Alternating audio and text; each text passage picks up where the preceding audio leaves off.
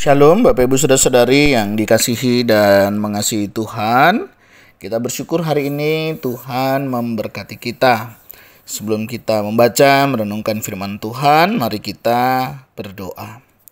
Tuhan, terima kasih, kami bersyukur pagi ini Tuhan memberkati kami. Kami ada sebagaimana kami ada, semua karena berkat kemurahan Tuhan. Terima kasih Tuhan. Sebentar kami akan membaca, merenungkan firman-Mu. Berfirmanlah dan biarlah kami mengerti apa yang menjadi kehendak-Mu di dalam hidup kami. Kami berdoa di dalam nama Tuhan Yesus Kristus. Haleluya. Amin. Bapak Ibu Saudara, hari ini kita akan belajar satu kebenaran firman Tuhan. Kita akan belajar dari teladan Tuhan, mengikuti jejak Kristus dalam sabar dan berdoa. Sabar dalam menghadapi penghinaan dan penderitaan adalah hal yang tidak mudah. Bahkan ini menjadi sesuatu yang sangat sulit ya bagi kebanyakan orang. Di mana kita itu seringkali merasa terganggu ketika diperlakukan tidak adil, dihina, bahkan pada saat kita disakiti. Namun sebagai pengikut Kristus, kita dipanggil untuk hidup seperti Dia yang menanggung semua penderitaan dengan penuh kesabaran. Dalam 1 Petrus pasal yang kedua ayat 23, kita akan melihat contoh yang sempurna dari sikap Kristus ketika menghadapi perlakuan yang tidak adil. Tentunya ini bukan hanya sekedar contoh moral, tetapi sebuah panggilan bagi kita untuk mengikutinya dalam kehidupan kita sehari-hari.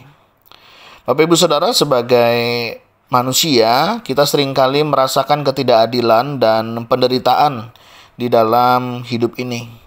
Entah itu berupa perlakuan buruk dari orang lain, kecemasan, atau bahkan tantangan dalam hidup. Dunia ini seringkali penuh dengan ketidakadilan, dan kita cenderung membalas perlakuan buruk dengan kemarahan atau bahkan balasan. Namun ajaran Alkitab mengajarkan kita untuk merespons dengan kasih, pengampunan, dan kesabaran, seperti yang dicontohkan oleh Yesus Kristus. Dalam 1 Petrus pasal yang kedua ayatnya yang ke-23, kita akan mencoba membacanya. Dikatakan, ketika ia dihina, ia tidak membalas dengan penghinaan. Ketika ia menderita, ia tidak mengancam, tetapi menyerahkan dirinya kepada Dia yang menghakimi dengan adil. Bapak Ibu Saudara, kalau kita melihat dan mengamati dari teks ini, di mana surat 1 Petrus ditulis oleh Rasul Paulus kepada orang-orang percaya yang tersebar di wilayah Asia Kecil. Pada saat itu mereka sedang mengalami penganiayaan dan penderitaan. Petrus menulis ini untuk menguatkan mereka dan mengingatkan mereka bahwa mereka tidak sendiri dalam penderitaan mereka, karena Kristus juga telah menderita. Petrus mengingatkan umat Tuhan untuk tetap setia dan menghindari balas dendam atau membalas dengan cara yang sama seperti orang-orang dunia. Di mana pada saat itu orang Kristen menghadapi tekanan yang besar, baik dari otoritas Romawi maupun dari masyarakat yang tidak memahami ajaran mereka, sehingga mereka diperlakukan dengan tidak adil, bahkan sampai ada penganiayaan. Jadi kalau kita melihat dalam konteks ini, Petrus ingin mengingatkan jemaat tentang bagaimana Kristus berhadapan dengan perlakuan yang lebih buruk. Apakah itu penghinaan, penyiksaan, dan akhirnya kematian di kayu salib. Dari beberapa bagian ini kita akan melihat hal-hal yang penting ya. Misalnya kata dihina. Kristus dihina oleh orang-orang yang tidak menerimanya, bahkan oleh pemimpin agama pada masa itu. Sehingga Yesus mengalami yang namanya penderitaan. Yesus tidak hanya menderita secara fisik, tetapi juga tentunya secara emosional dan rohani, karena dipisahkan ya dari Bapa. Ada kata di sini menyerahkan dirinya. Ini berarti Yesus sedang menyatakan dirinya yang dengan sukarela menyerahkan hidupnya. Untuk apa? Kehendak Bapa. Dia tidak membalas kejahatan dengan kejahatan.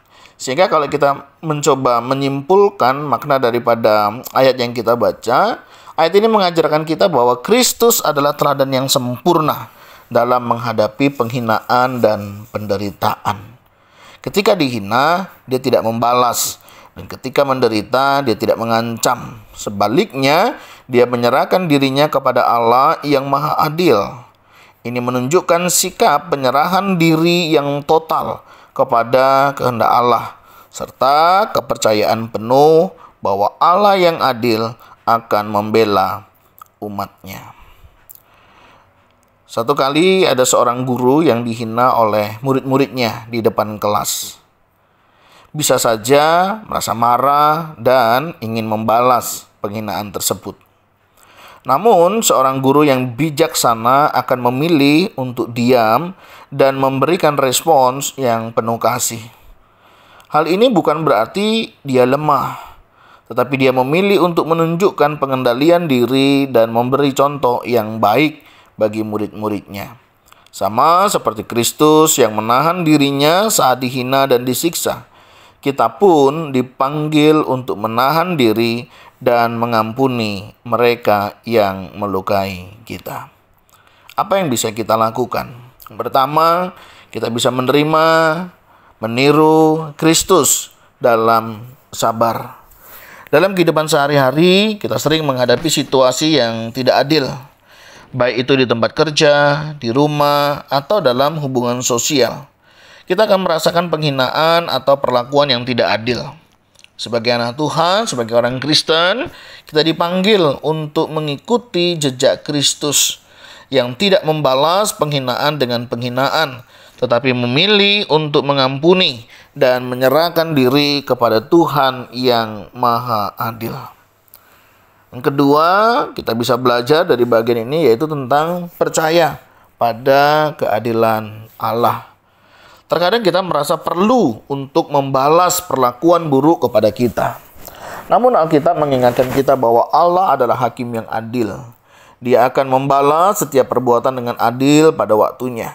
Kita harus percaya pada keadilannya dan membiarkan Dia yang menangani keadilan atas segala sesuatu. Bagian selanjutnya, bagian yang ketiga, apa yang kita bisa terapkan, pelajari, ya berdoa untuk mereka yang menganiaya kita. Doa menjadi kunci untuk kita bisa menjalani kehidupan dengan sabar dan penuh kasih. Alih-alih membalas kebencian, kita bisa berdoa untuk mereka yang menyakiti kita. Doa ini tentunya bukan hanya untuk kebaikan orang lain, tetapi juga untuk menyembuhkan hati kita sendiri.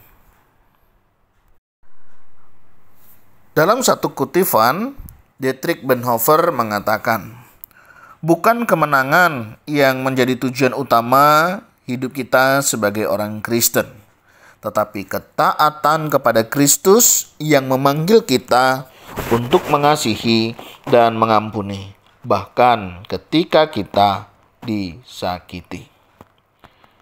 Mari saudara, dari hal ini kita belajar untuk mengampuni dengan sungguh-sungguh. Mari kita berusaha untuk mengampuni setiap kesalahan yang dilakukan terhadap kita. Mengikuti contoh Kristus, kita tidak membalas kebencian dengan kebencian, tetapi membalasnya dengan kasih. Mari kita serahkan semua ini. Kita percaya Tuhan yang akan campur tangan di dalam kehidupan kita. Kita percaya akan kehadiran Tuhan yang senantiasa Tuhan akan nyatakan. Sebagai penutup, mari kita merenungkan satu kutipan yang mengingatkan kita. Jika kita ingin hidup seperti Kristus, kita harus siap untuk menderita seperti Kristus. Kita diajak untuk mengikuti jejak Kristus dalam segala aspek kehidupan kita, termasuk dalam menghadapi penderitaan dan penghinaan dengan sikap sabar dan penuh kasih. Tuhan, terima kasih. Kami bersyukur Hari ini Engkau memberkati kami. Kami bersyukur Engkau mengingatkan kami ketika kami menghadapi penderitaan, penganiayaan, bahkan perlakuan yang tidak menyenangkan. Terima kasih Tuhan, kami mau berdoa menyerahkan kehidupan kami selanjutnya. Kiranya Tuhan Yesus tolong mampukan kami untuk kami bisa menjalaninya. Ini doa seru kami Tuhan. Tolong kami jika ada di antara kami yang sedang mengalami penganiayaan, penderitaan di dalam hidup, ajar kami memandang salib Kristus. Kami berdoa ya Tuhan di dalam nama Tuhan Yesus Kristus. Haleluya. Amin. Bapak Ibu Saudara, demikianlah renungan kita hari ini. Kiranya Tuhan Yesus memberkati kita sekalian. Shalom.